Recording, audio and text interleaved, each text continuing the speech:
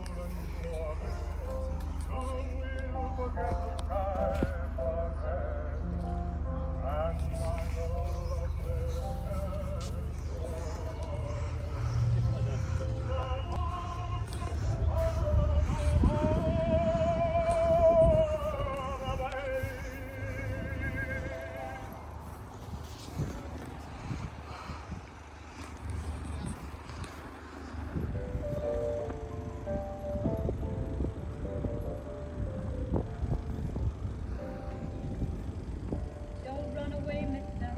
Oh, stay and play, mister. Don't worry if you hear the siren go. Oh, I'm not a lady of the highest virtue. I wouldn't dream of letting anything hurt you. And so before you go, I think you ought to know. I've got a cool place. There's a place for your head. Where a picture on there. And the one no matter, but if that's not enough, I've got the neighbors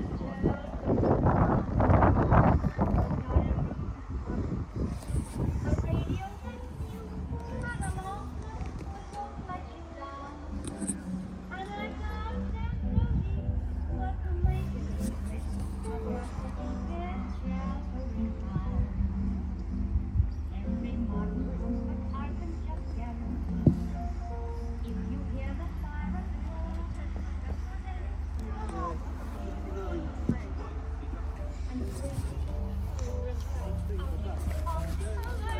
I won't even be wearing a gown. So you can hang around here until you're in the deepest shelter town. Now, honey, I don't see of an ambition tree climbing in the private ground. But if you turn and see why I've got the deepest shelter town. Now, Mr. Morrison, let me get you done. He's a man of the greatest renown. But before it gets wrecked, I hope you cover it quick. Now I was one of the first to clear my application. But when it comes to shelter, nowadays it's cold. So honey, don't get scared. It's there to be had. And to feel like a king with a crown. So please don't believe that I'm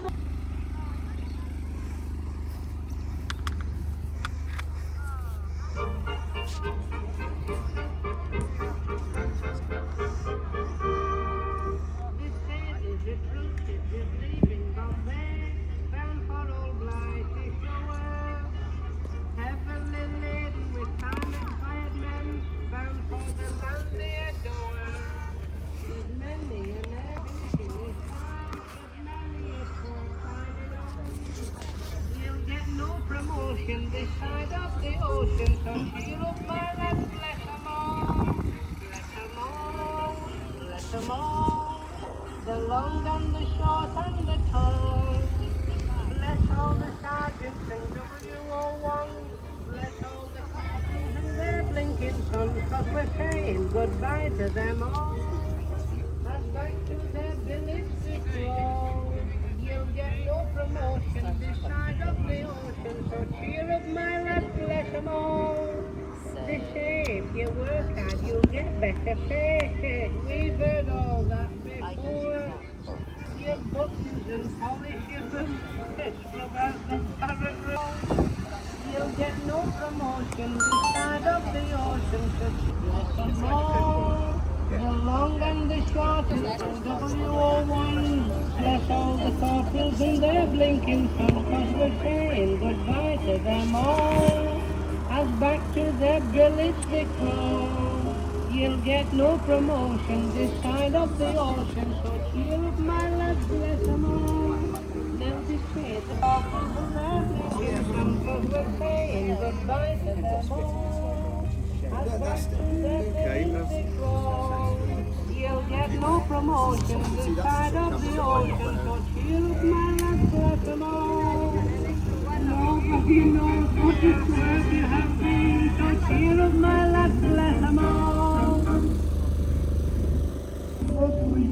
where they were, but there's no sign of her. She has left them a stain. The last time I saw Paris, her heart was warm and gay. I heard the laughter of her heart in every cafe. The last time I saw Paris, the trees were dressed for spring, and lovers walked beneath those trees and birds found songs to sing. I dodged the same old taxi cab I had dodged for years. The chorus of their squeaky horns was as young and gay. No matter how they changed her, I remember her.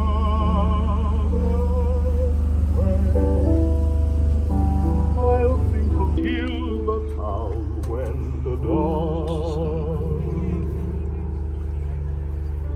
The last time I saw Paris, I remember.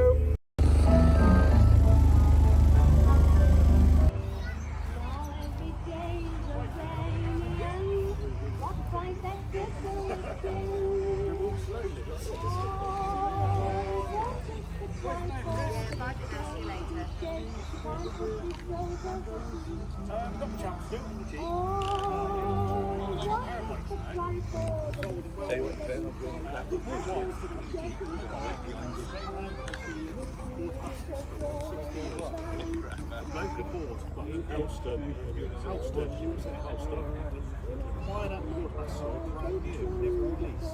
And he wasn't in the military, like he was a bike beat the bike thing. So I was one myself in the gym. When I got it, stickers, everything, everything new. Original tyre, original two air in it. It was too nice to take out and show. It'd been kept in the dark, so it didn't look good. But nobody for my lounge, with a black sheet on it, stick it in the wall. But no good, so I go buy a new one. So when I got to 1200 pound, I'll work 3 years in this factory, so it's got to go there.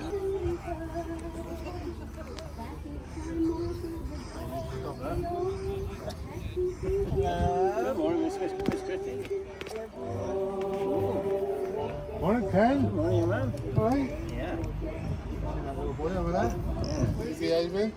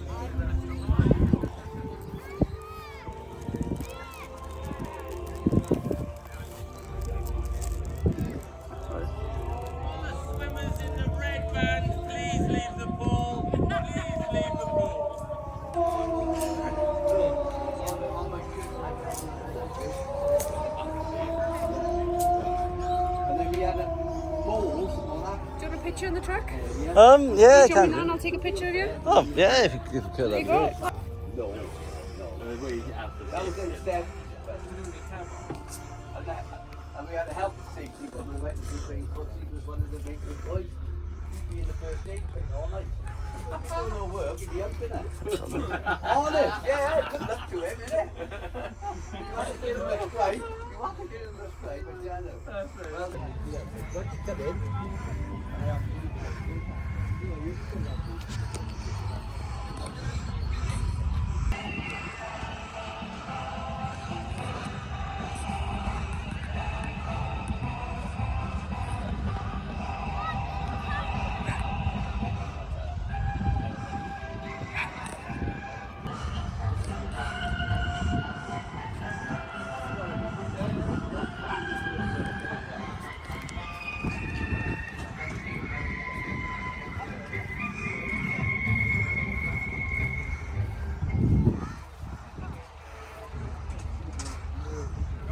Okay, hello ladies and gentlemen.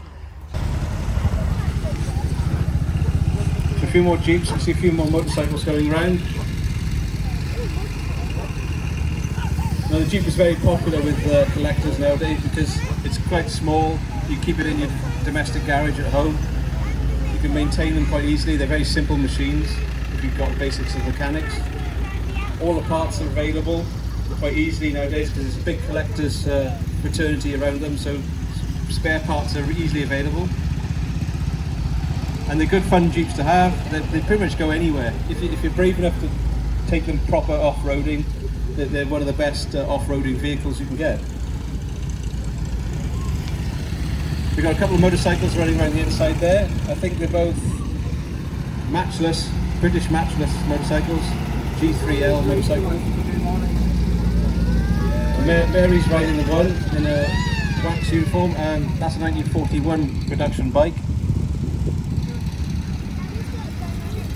And Ryan's riding the second motorcycle, and that's again a matchless G3L, and we think that's about from 1943.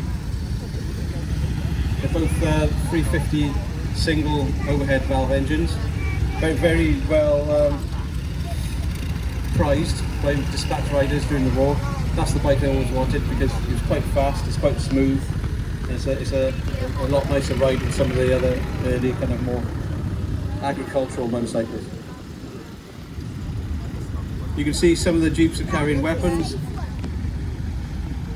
Pintle mounted machine guns, 30 caliber machine guns. They will take a 50 caliber machine gun. It's quite rare to see them actually use that during the war.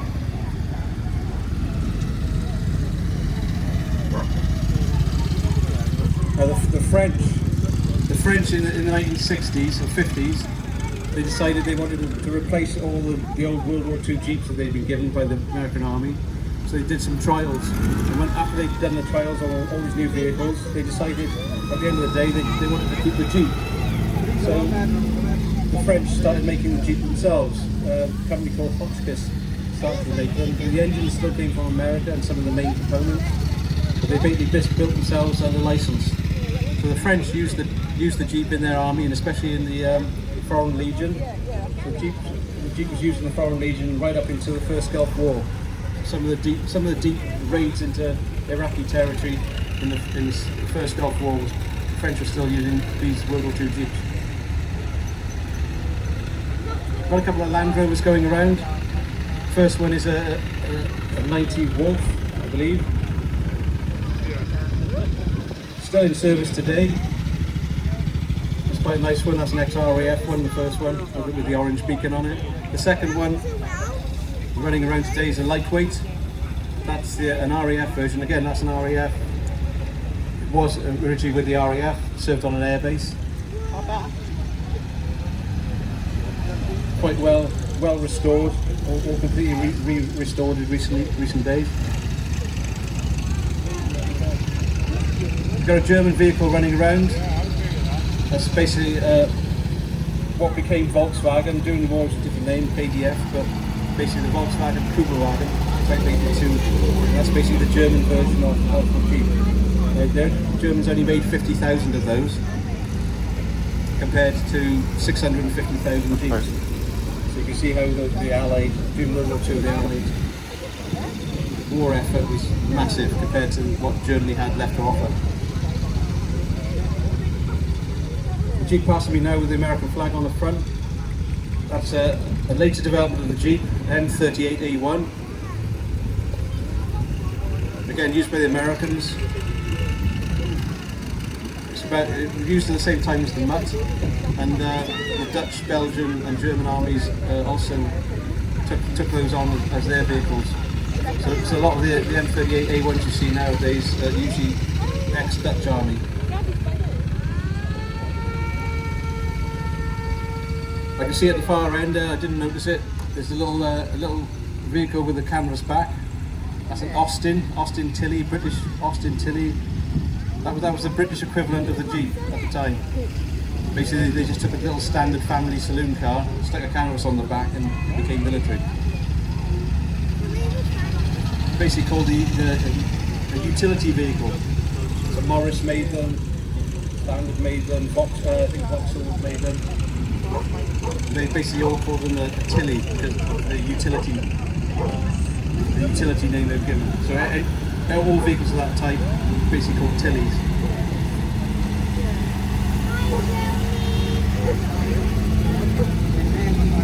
Quite a cute little thing that the Austin Tilley. It's still in restoration. I believe it's just running off a little lawnmower petrol tank at the moment, so you could run out of petrol at any time. So we've got markings, all different markings. There's obviously the British used the Jeep as well. We bought about 50,000 Jeeps off the Americans. So some of the Jeeps running around today are in British markings, and obviously the American ones have got the US markings on them. The markings are all unique. Obviously we've got a lot of registration plates, but obviously all these vehicles drove here this weekend, so they're all road legal. But you do see other markings on them which distinguish the units they were.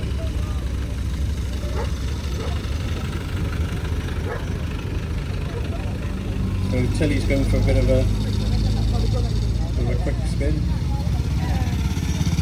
I think he's just taking the opportunity to give the engine a bit of a turnover. I'm not sure what year that is. It's probably an early one, 1940, 41. So 85 years old. Hope it's got brakes. There you go. That's our small vehicles. I think in 12 o'clock, in about 45 minutes, we're going to bring the 25-pounder gun into the arena, and we're going to be firing that along with a couple of other small artillery pieces. So look out for 12 o'clock, come back for 12 o'clock at the arena, and we'll have... Wow. Too much Cool cake. Wow. Yeah. You can share with us about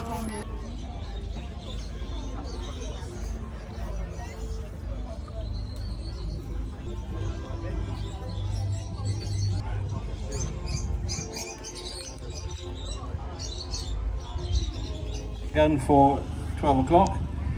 Coming into the ring now, approaching the ring is a very rare piece of kit. You're not going to see one of these very often. It's called a quad and limber. It's a 25-pounder gun being towed by quite a rare field artillery tractor. It's towing a limber, which is where you keep all the ammunition, and behind that is the 25-pounder. So it's a vehicle towing 2 trailers, basically. Very rare piece of kit. Andrew's only had this together for about 2 weeks, so it's still new to him, so he's having a bit of fun. So we're going to come in, spend about 10 minutes setting up, and hopefully at 12 o'clock we'll fire the gun. Now obviously we're going to have a couple of bangs, about 5 or 6 bangs, so if you've got any dogs or small children, just be aware that we will be having a few pyrotechnic explosions. We're not firing live ammunition, obviously, so we're just making the effect.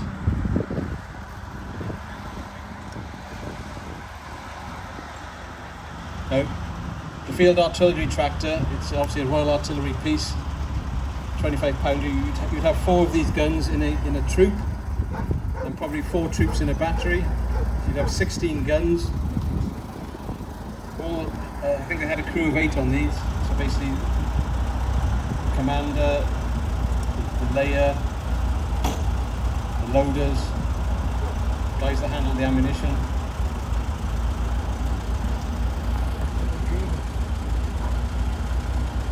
So we've got quite a rare piece of kit. Andrew, what year is the FAT? 43, so it's 1943 Morris FAT, field artillery tractor. If you look at the artillery tractor, it's got like what we call Mickey Mouse camouflage on it. So lots of black shapes in like Mickey Mouse's ears. And this is basically to disrupt the camouflage of the vehicle. Now, one of these guns would fire about, on average, about 7 miles. So have a 7-mile range, 25 pounder, which is about 12 kilos. So the shell that fires is about 12 kilos in weight. It would fire up to 7 miles away. So if we fire it, as it's set up at the moment, if it was live ammunition, we'd probably be hitting Pontypool.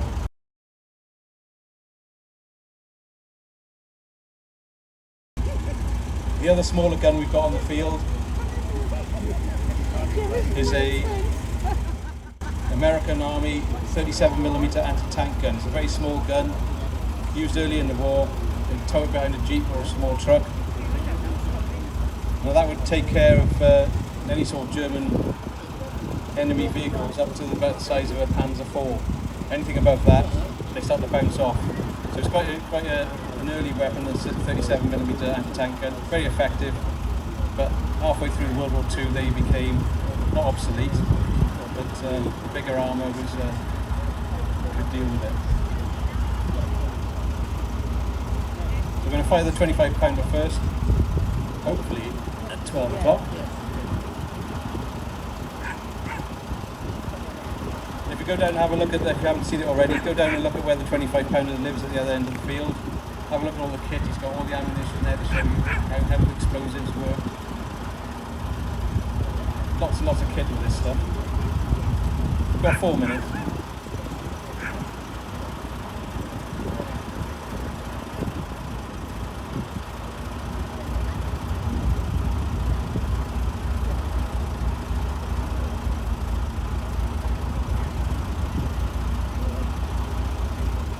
Another interesting thing about the field artillery tractor there, the Morris, 2 weeks ago, it lived on the island of Guernsey, and Andrew's only just got hold of it, and I think it's lived on Guernsey for the last 30 years, so it's now in South Wales, and being used for what it should be used for.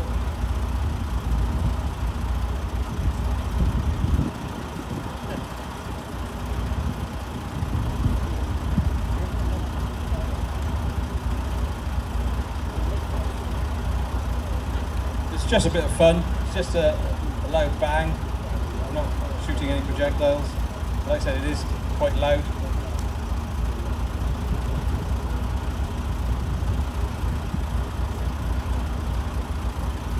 Well, fingers crossed it's loud.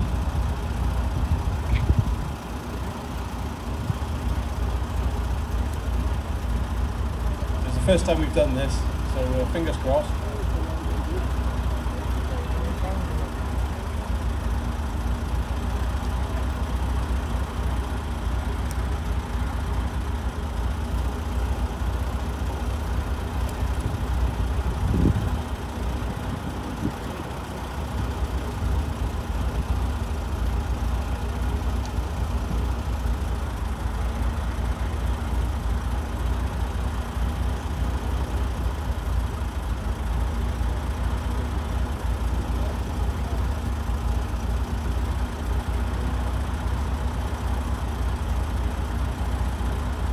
Okay, we've got countdown. You ready, Steve?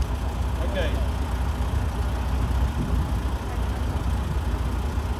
Are we ready to countdown? Okay. Here we go. 3, 2, 1.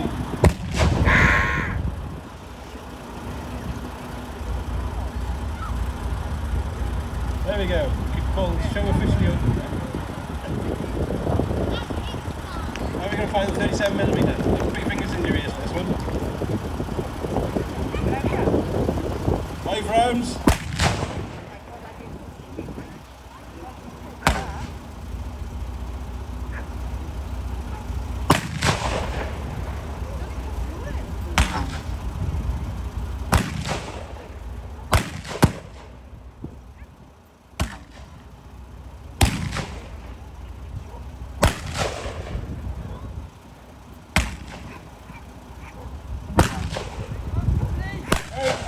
Round's complete. There we go. We're using gas on that one, so there's a bit of residual gas going off. So there you go. Thanks, guys.